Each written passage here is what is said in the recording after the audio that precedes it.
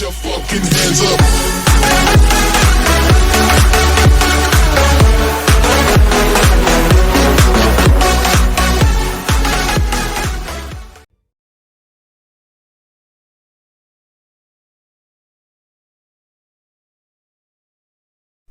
Assalamualaikum warahmatullahi wabarakatuh. Hai Sobat PKH, gimana kabarnya hari ini? Kita bisa kumpul kembali dengan sehat, sempurna ya Bu ya. Kita akan membahas pada hari ini adalah bermain sebagai cara anak untuk belajar. Nah, pada sesi sebelumnya kita sudah membahas menjadi orang tua yang lebih baik, meningkatkan perilaku baik anak. Nah, pada sesi ini kita akan mempelajari lebih dalam bagaimana menggali anak itu untuk belajar, tapi dengan bermain, Bu. Nah, kita akan membuka buku pintar halaman 3 dan 4 dan 5 ya, Bu ya. Nah, ceritakan dan praktekkan bagaimana mengasuh anak yang dilakukan di rumah, Bu. Apakah anak itu kita ini kan dengan pekerjaan kita atau anak itu dengan bermain dengan sendirinya, Bu. Nah, sudah ya, Bu ya. Untuk coba Ibu ceritakan pertemuan sebelumnya, apa yang sudah dipelajari dari pertemuan sebelumnya. Oke, sepertinya Ibu-ibu sudah mempelajari dari pertemuan sebelumnya. Kita akan mempelajari lebih dalam lagi dengan diskusi dari tujuan untuk pertemuan ini, yaitu bermain sebagai cara anak untuk belajar. Semoga pertemuan ini bisa meningkatkan cara kita untuk mendidik anak ya Bu ya, yaitu akan sebagai ke sesi yang berikutnya.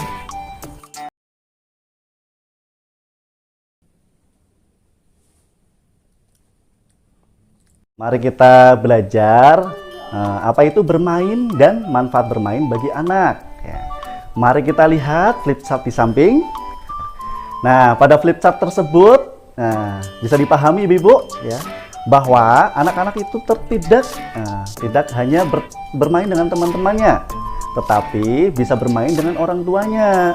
Contohnya apa Ibu? Nah, contohnya ketika kita ibu-ibu mencuci ya, anak-anak harus diajak. Nah, biar apa Ibu?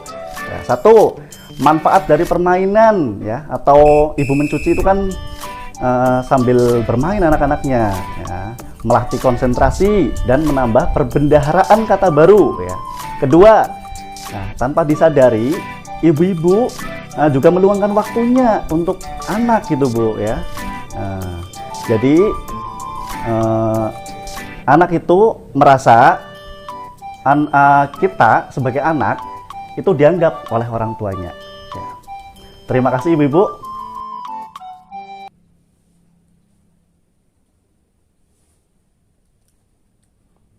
Ibu, kita melanjutkan langkah yang ketiga, manfaatkan kegiatan sehari-hari di rumah sebagai kesempatan bermain bersama anak. Setelah itu kita bisa melihat tayangan film di samping Ibu-ibu. Keringkan bolamu dengan handuk ini, Ita.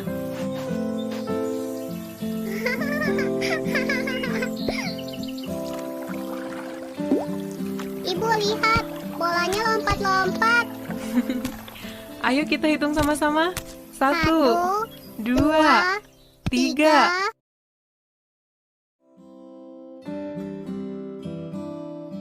Anak-anak, Bapak punya teka-teki. Ita jawab ya. Coba tebak, hewan apa yang huruf pertamanya M? Senang berayun-ayun di pohon dan suka makan pisang. Monyet. Hore, Ita benar. Lagi ya. Sekarang giliran Agus. Benda apa yang bisa dikendarai, punya 2 roda, dan dimulai dengan huruf S? Sepeda. Agus juga benar. Sekarang giliranku, Pak. Aku yang kasih tebakan buat Bapak.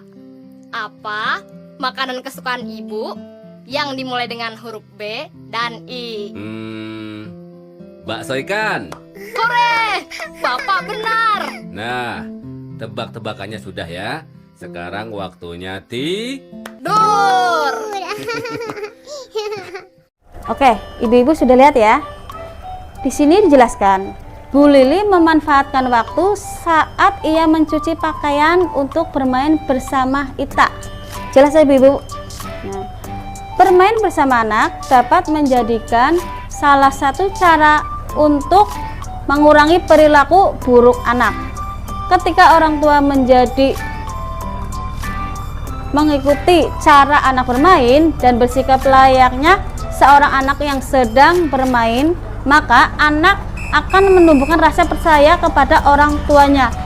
Dengan adanya rasa percaya antara anak dan orang tua, hal ini akan memudahkan saat anak membuat kesepakatan atau peraturan bersama seperti yang telah dipelajari pada sesi sebelumnya. Banyak sekali jenis permainan yang dapat dilakukan bersama anak-anak.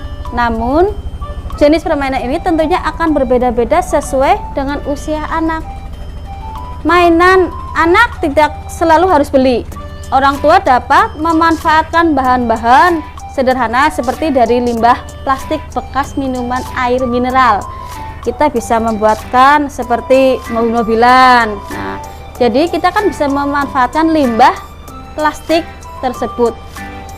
Oke Ibu-ibu, bisa dimengerti?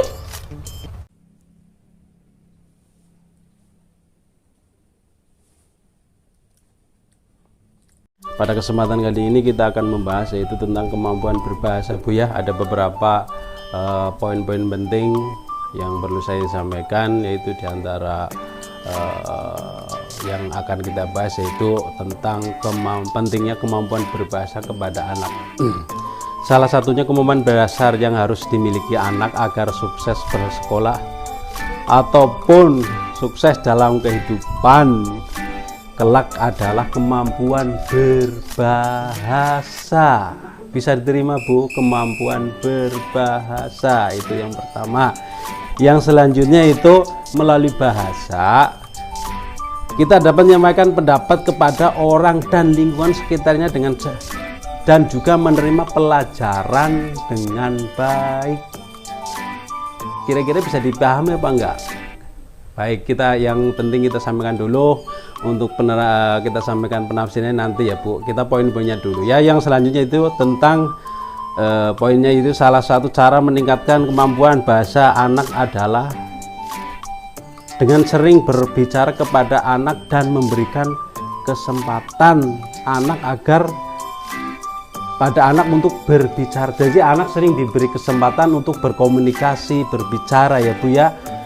Ya terus dilanjut next. Poin yang selanjutnya itu tentang penggunaan bahasa, yaitu dengan penggunaan bahasa daerah juga dapat menjadi orang tua untuk melestarikan budaya adat istiadat ya Bu. Contoh berbahasa Jawa itu juga merupakan suatu adat orang Jawa ya Bu. Masa orang Jawa diwarai bahasa sing Sunda ya, itu sih nggak apa-apa ya Bu, baik-baik saja, tapi itu kan orang wong Jawa ya menojo lali Jawa nih. Begitu ya Bu ya.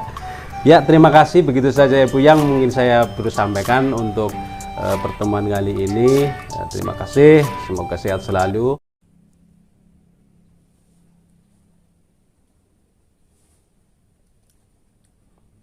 Sekarang kita akan belajar tentang berbagai cara untuk meningkatkan kemampuan berbahasa anak, termasuk cara untuk membangun komunikasi yang efektif dan baik dengan anak.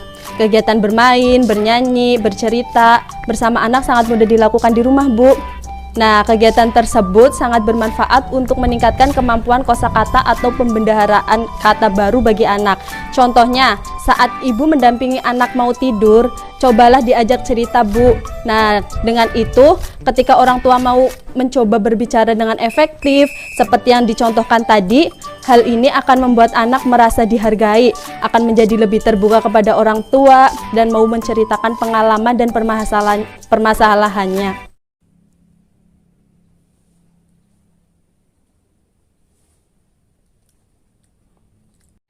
Baik ibu-ibu, tadi kita sudah belajar ya, bermain sebagai cara untuk belajar anak ya Bu ya.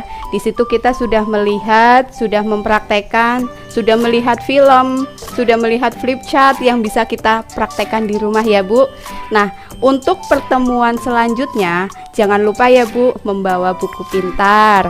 Nah, terus jangan lupa dipraktekkan di rumah bersama anak dan suami. Apa yang dipelajari ibu-ibu hari ini?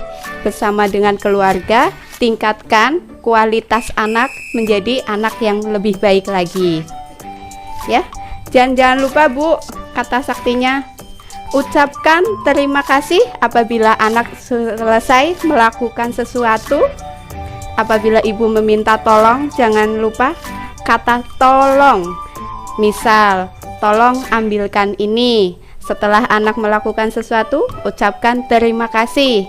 Dan apabila anak mau lewat atau kita melewati anak, jangan lupa ucapkan permisi. Dan kita sebagai orang tua, jangan lupa Bu, dan jangan malu untuk mengucapkan kata maaf. Karena itu semua berawal dari diri kita untuk anak kita sendiri. Oke ibu-ibu, terima kasih dan sampai ketemu untuk sesi selanjutnya.